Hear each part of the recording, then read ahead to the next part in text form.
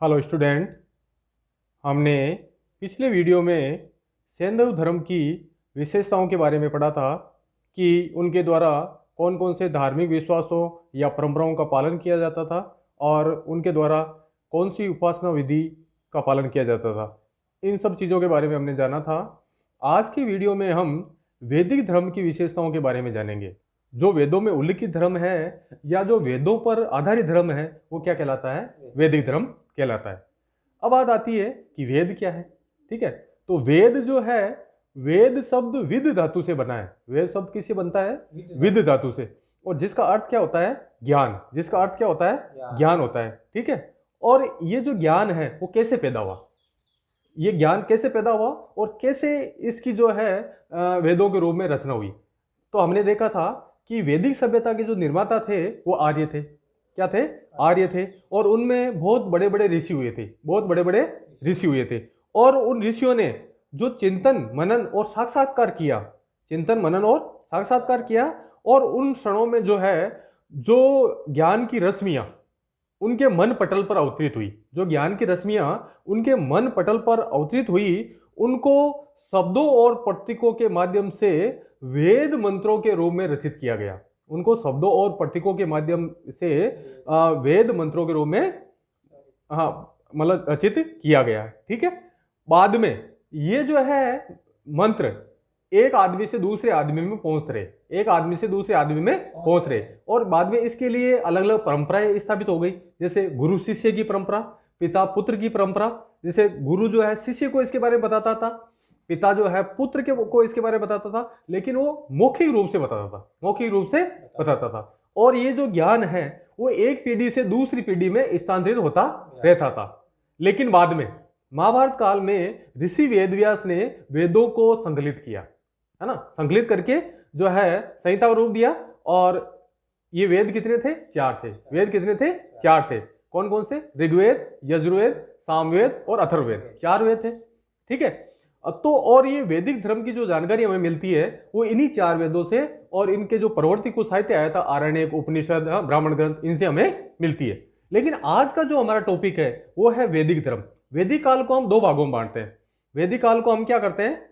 2 भागों में बांटते हैं। कितने भागों में बांटते हैं? 2 भागों में बांटते हैं। एक आता है ऋग्वेदिक काल, दूसरा होता है उत्तरवेदिक काल। एक होता है ऋग्वेदिक काल, दूसरा होता है उत्तरवेदिक काल। ऋग्वेदिक काल का जो समय है वो 1500 ईस्वी पूर्व से 1000 ईस्वी पूर्व तक, 1500 ईस्वी पूर्व से 1000 ईस्वी पूर्व तक। और उत्तरवेदिक काल का जो समय है वो 1000 ईस्वी पूर्व से 600 ईस्वी पूर्व तक, 1000 ईस्वी पूर्व से 600 ईस्वी पूर्व तक। लेकिन आज जो हमारे अध्ययन का विषय है वो है ऋग्वेदिक काल, जिसका टाइम पीरियड 1500 ईस्वी पूर्व से 1000 ईस्वी पूर्व है।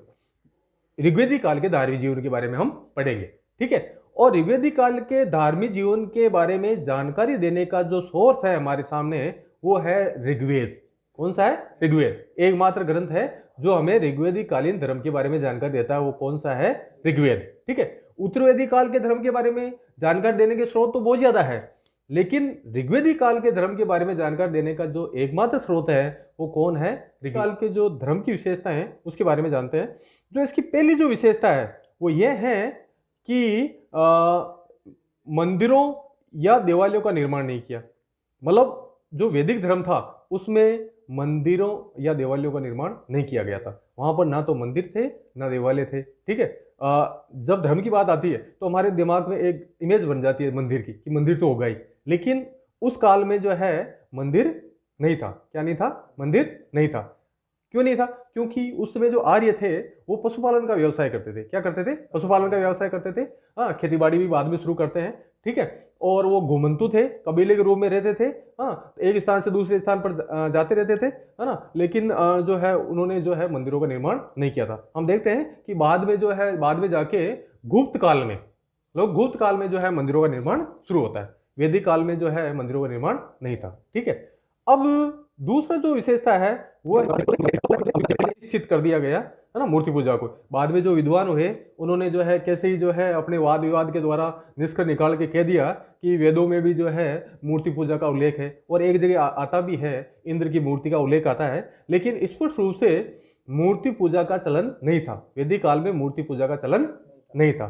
ठीक है, अब जो तीसरी विशेषता आती है वो आती है जो आर्यों ने शुरुआत में देखा था कि प्रकृति में कई शक्तियां हैं, जैसे जो है बादल है, आकाश है, पृथ्वी है, और इनसे क्या होता है कि जो है कई प्रकार की, जैसे बिजली का कड़कना है, ज़्यादा बरसात आना है, भूकंप आना है, और इससे क्या हो गया कि वो जो है आपके एक तरह से उनके मन में जो है विस्मय पैदा हो गया। क्या पैदा हो गया?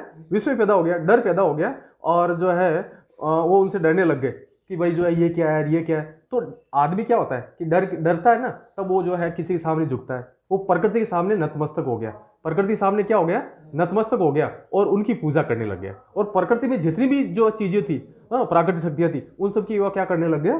पूजा करने लग गया। ठीक है, अब जो भी प्राकृतिक चीज थी, जो भी प्राकृतिक चीज उनकी पूजा करने लग गया, तो धीरे धीरे उसके देवताओं की संख्या बहुत ज्यादा हो गई। उसके देवताओं की संख्या बहुत ज्यादा हो गई। ठीक है, और ऐसे जब देवताओं की संख्या बहुत ज्यादा हो गई, तो वो क्या हो गया? बहुदेववादी हो गया। ठीक है, और यास्क ने जो है उस काल में जो देव थे, उनकी 3 श्रेणियां बताई है। उनकी 3 श्रेणियां बताइए। बाद में जब बहुत ज्यादा देवता बहुत ज्यादा हो गए, तो उनका सामूहिकरण किया जाने लगा। क्या किया जाने लगा?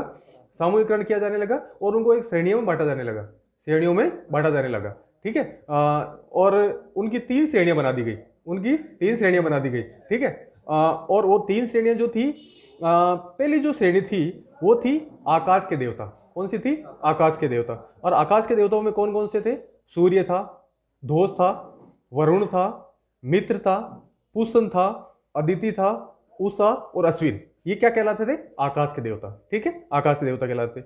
दूसरे जो देवता थे वो थे अंतरिक्ष के देवता। अंतरिक्ष में देवता कौन कौन से थे? इंद्र था,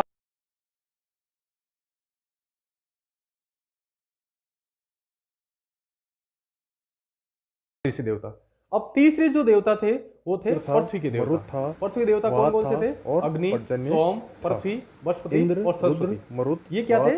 पृथ्वी के देवता। तो इस प्रकार पहले तो वो बहुदेववादी थे, लेकिन बाद में धीरे धीरे उन्होंने क्या किया? देवताओं का समूहीकरण करना शुरू कर दिया। ठीक है, और 3 कोटियों में बांट दिया। और इनमें जो टोटल देवता थे वो कितने थे? 33। कितने थे? 33। कई बार विभिन्न परीक्षाओं में पूछा जाता है कि ऋग्वेद में जो है कितने देवताओं उल्लेख है, तो 33। ठीक है, अब जो है अगला जो टॉपिक, इसके बारे में थोड़ी हमने पहले चर्चा कर ली थी, वो था देवताओं का सामूहिकरण। जो देवताओं का सामूहिकरण, मतलब संख्या ज्यादा होने की वजह से जो है उन्होंने क्या कर दिया? देवताओं का सामूहिकरण कर दिया, और साथ साथ में उनका एक एक जोड़ा बना दिया। एक एक जोड़ा बना दिया। एक देवता के साथ में दूसरा देवता को जोड़ दिया। जैसे मित्र के साथ में वरुण को जोड़ दिया, उषा के साथ में रात्रि को जोड़ दिया, पृथ्वी के साथ में छाया को जोड़ दिया। तो इस प्रकार उन्होंने क्या किया? देवताओं का सामूहिकरण कर दिया। अब अगली जो विशेषता है वो है एकेश्वरवाद विश्वास। किसमें? एकेश्वरवाद में विश्वास। हमने देखा था कि आर्य लोग जो है बहुदेववादी थे। क्या थे? बहुदेववादी थे, लेकिन फिर भी वो एक सत्ता से वाकिफ थे। एक सत्ता से वाकिफ थे। वो जानते थे कि हम प्रकृति की विभिन्न शक्तियों को पूजते हैं, उनके अलग अलग प्रतीक है, अलग अलग देवता है, लेकिन सबसे बड़ा जो देवता है वो एक अलग ही है, जो सारी सृष्टि का निर्माण करता है। ठीक है, और अपनी जरूरत के हिसाब से वो क्या करते थे? जिस समय जिस देवता की जरूरत पड़ती थी, जिस समय जिस देवता की जरूरत पड़ती थी, उसी को वो शक्तिशाली मान लेते थे। उसी को शक्तिशाली मान लेते थे। ठीक है, उसको शक्तिशाली मान लेते थे, और सारे सारे गुणों का आरोपण उसमें कर देते थे। सारे सारे गुणों का आरोपण उसमें कर देते थे। ठीक है, जिस समय बालाजी की जरूरत पड़ी तो बालाजी को शक्तिशाली मान लिया, जिस समय रामदेव जी की जरूरत पड़ी तो रामदेव जी को शक्तिशाली मान लिया। ठीक है, तो इस प्रकार की जो उनकी धारणा थी, उसको जो है मैक्स मुलर। अब जो अगली जो विशेषता है वो है प्रार्थना एवं स्तुति एवं यज्ञों के माध्यम से उपासना। जो आर्य लोग जो थे वो देवताओं की उपासना किस माध्यम से करते थे? प्रार्थना या स्तुति द्वारा, मंत्रों के माध्यम से जो है उनकी उपासना करते थे, और इसके अलावा जो है यज्ञों के माध्यम से भी उनकी पूजा करते थे। लेकिन यज्ञों का जो स्वरूप था वो इतना जटिल नहीं था। यज्ञ जो है बिल्कुल सीधे सरल थे। ठीक है, बाद में उत्तरोदय काल में जाके जो है यज्ञ कर्मकांड बहुत ज्यादा जटिल हो जाते हैं, लेकिन वैदिक काल में जो है, ऋग्वेदिक काल में यज्ञों का स्वरूप बहुत ही सरल था। अब बात आती है कि सातवां जो विशेषता है उनकी, कि उपासना का उद्देश्य वर्तमान जीवन को सुखी बनाना। उनकी उपासना का जो उद्देश्य क्या था? वर्तमान जीवन को सुखी बनाना। जैसे हम वर्तमान में भी क्या करते हैं कि किसी देवता की पूजा करते हैं, किस लिए करते हैं? कि हमने वर्तमान जीवन को सुखी बनाने के लिए। हालांकि हमें पता है कि यह परम सत्ता है, भगवान के पास जाना है, दूसरे जो है दूसरे लोक में जाना है, मृत्यु के बाद में स्वर्ग लोक में, नरक लोक में जाना है। हम इन अवधारणाओं से वाकिफ है, लेकिन फिर भी हम ये नहीं कहते कि भगवान हमें स्वर्ग में ले जाओ, या जो है हमें मरने के बाद में ये दे देना। हम चाहते हैं कि हमें जीते जी ही सब कुछ मिल जाए। हमारा वर्तमान जीवन सुखी हो जाए, बाद में पता नहीं क्या होगा या नहीं होगा। लेकिन हमारी तरह आर्य लोग भी ये सोचते थे कि हमें हमें अपने वर्तमान जीवन को सुखी करना है, संतान प्राप्ति करनी है, धन की प्राप्ति करनी है, हाँ, पशुओं की प्राप्ति करनी है। तो इसके लिए वो देवताओं की उपासना करते थे। तो उनके जो उपासना का जो उद्देश्य था वो था वर्तमान जीवन को सुखी बनाना, ना कि पारलौकिक जीवन को सुखी बनाना। ठीक है, अब जो है हम बात करते हैं कुछ प्रमुख वैदिक देवताओं के बारे में कि प्रमुख वैदिक देवता कौन कौन से थे। मतलब वैदिक देवता बहुत ज्यादा थे, 33 देवता बताए गए, लेकिन उनमें से कुछ प्रमुख थे जो ज्यादा प्रचलन में थे, ज्यादा उनकी पूजा की जाती थी, उनके बारे में हम देखते हैं। आर्यों का सबसे महत्वपूर्ण देवता कौन सा था? इंद्र था। ठीक है, और इसकी स्तुति के लिए 250 सूक्त मिलते हैं। कई बार परीक्षाओं में पूछा जाता है कि कौन से देवता की स्तुति के सर्वाधिक सूक्त मिलते हैं, तो इंद्र की स्तुति के 250 सूक्त जो है इंद्र को समर्पित है। ठीक है, और इसको जो है शुरुआत में युद्ध का देवता माना जाता था। शुरुआत में इसको क्या माना जाता था? युद्ध का देवता माना जाता था, लेकिन बाद में इसको जो है वर्षा का देवता मान लिया गया, वर्षा का देवता मान लिया गया। और वर्तमान में भी हम इंद्र को वर्षा का देवता मानते हैं। ठीक है, इसके अलावा जो है इसके कुछ और नाम मिलते हैं। जैसे इसका एक जो नाम है वो है पुरंदर। पुरंदर क्या नाम है? पुरंदर। पुरंदर का मतलब है दुर्गों को तोड़ने वाला। हाँ, और इसी नाम के आधार पर कहा जाता है कि आर्यों ने जो है सिंधु घाटी सभ्यता का विनाश किया। सिंधु घाटी सभ्यता का विनाश किया मतलब सिंधु घाटी सभ्यता में बहुत सारे नगर थे, पुर थे, और उनको जो है इंद्र के नेतृत्व में आर्यों ने जो है उनको तोड़ा। ठीक है, ये जो है एक मत इसी के आधार पर प्रचलित है। इसके अलावा जो उसका दूसरा नाम है वो है दस्युअन, मतलब दस्युओं को, हाँ, राक्षसों का, असुरों का नाश करने वाला। ठीक है, अंशुजीत। अंशुजीत मतलब आपके जो है पानी को जीतने वाला, हाँ, पानी पर विजय प्राप्त करने वाला। अंशुजीत पानी है ना। व्रतहंता। व्रतहंता, व्रत नाम के एक राक्षस का विनाश करने वाला। व्रत क्या है? एक राक्षस था, हाँ, जो कोरे और धुंध का देवता था, राक्षस था, हाँ, प्रतीक था, कोरे और धुंध का प्रतीक था। और उस राक्षस का विनाश करके जो है उन्होंने बादलों को उनसे मुक्त कराया था, इसलिए उसको व्रतहंता भी कहा जाता है। ठीक है, अब अगला जो देवता है जो इंद्र के बाद में महत्वपूर्ण है वो है अग्नि। कौन सा है? अग्नि। और अग्नि के जो लिए जो सूक्त उल्लेखित है ऋग्वेद में वो है 200। मतलब इंद्र के बाद में इसकी इंपॉर्टेंस थी, हाँ, 200 सूक्त थे। और ऋग्वेद का जो पहला सूक्त है, पहला जो मंत्र है, सूक्त है, वो भी अग्नि को समर्पित है। देवताओं और मनुष्य के बीच में मध्यस्थ माना जाता था। देखो, देवताओं को जो आहुतियां दी जाती थी वो किसके माध्यम से दी जाती थी? अग्नि के माध्यम से, और अग्नि के माध्यम से वो देवताओं तक पहुंचती थी। तो इस प्रकार अग्नि को जो है मनुष्य और देवताओं के बीच में मध्यस्थ माना जाता था। ठीक है, अब हम अगले देवता की बात करते हैं, वो है वरुण। कौन सा है? वरुण। और ये ऋग्वेद का तीसरा प्रमुख देवता था, और इसमें जो है ऋग्वेद के 7वें मंडल के 30 सूक्त समर्पित है। कितने सूक्त समर्पित है? 30 सूक्त। कई बार मिलान वाला सवाल पूछा जा सकता है कि कौन से देवता को कितने मंत्र समर्पित है। जैसे आपके इंद्र को 250, हाँ, अग्नि को 200, है ना, वरुण को 30, है ना। ठीक है, इसको जो है नदियों, जल और समुद्र का देवता माना जाता। क्या माना जाता? नदियों, जल और समुद्र का देवता माना जाता था। इसके अलावा जो उसे प्राकृतिक घटनाओं व ऋत का संयोजक माना जाता था। ऋत का संयोजक माना जाता था। इसे ऋतस्य गोपा भी कहा जाता था। क्या कहा जाता था? ऋतस्य गोपा भी कहा जाता था। और वरुण को असुर भी कहा जाता था। वरुण को असुर भी कहा जाता था। ठीक है, तो ऋतस्य गोपा कहा जाता था, हाँ, प्राकृतिक घटनाओं संयोजक कहा जाता था। तो ये किसके उपनाम थे? वरुण के उपनाम थे। ऋतस्य गोपा क्यों कहा जाता था? क्योंकि वो ऋत का रक्षक था। ऋत का रक्षक था। और ऋत क्या था? ऋत जो थी वो यह था सृष्टि की नियमितता और भौतिक तथा नैतिक व्यवस्था का रूप। जो प्रकृति में जो प्राकृतिक घटनाओं का जो एक चक्र बना हुआ है और भौतिक और एक नैतिक व्यवस्था बनी हुई है समाज में, ठीक है, उन सबको क्या कहा जाता था? ऋत व्यवस्था। और इसका रक्षक किसको माना जाता था? वरुण को। और कहा जाता है कि ऋत की जो रक्षा है वो पासा खेलकर की जाती थी। कैसे की जाती थी? पासा खेल। ऋग्वेद में उल्लेख है कि ऋत की रक्षा पासा खेलकर की जाती थी। प्राचीन समय की बात है। ठीक है, अब है इसका जो है ईरान में भी इनको माना जाता है। ईरान में भी इनको माना जाता है। और ईरानियों का जो मुख्य ग्रंथ है जेंदा अवस्था। कौन सा है? जेंदा अवस्था। उसमें जो है यूनान में इन्हें आस्तोस कहा गया है। यूनान में इन्हें क्या कहा गया है? आस्तोस कहा गया है। ठीक है, अब अगला जो देवता आता है वो आता है सोम। कौन सा देवता आता है? सोम। और सोम को जो है वनस्पतियों एवं पेय पदार्थों का देवता माना जाता। वनस्पतियों और पेय पदार्थों का देवता माना जाता। और ऋग्वेद के 9वें मंडल में 144 सूक्त जो है इसको समर्पित है। ऋग्वेद के 9वें मंडल के 144 सूक्त जो है इनको समर्पित है। और आपको पता है कि आर्यों का सबसे पेय पदार्थ जो था वो कौन सा था? सोमरस। कौन सा था? सोमरस। आर्य लोग सोमरस का सेवन करते थे। ठीक है, और जो हिमालय की मंजूर चोटी पर मिलता था, सोमरस जिस मतलब पौधे से निकलता था, वो पौधा कहाँ मिलता था? हिमालय की मंजूर चोटी पर मिलता था। अब इसे जो सोम के कुछ अलग नाम है, जैसे ईरान में इसे होम कहा जाता था। सोम को ईरान में क्या कहा जाता था? होम कहा जाता था।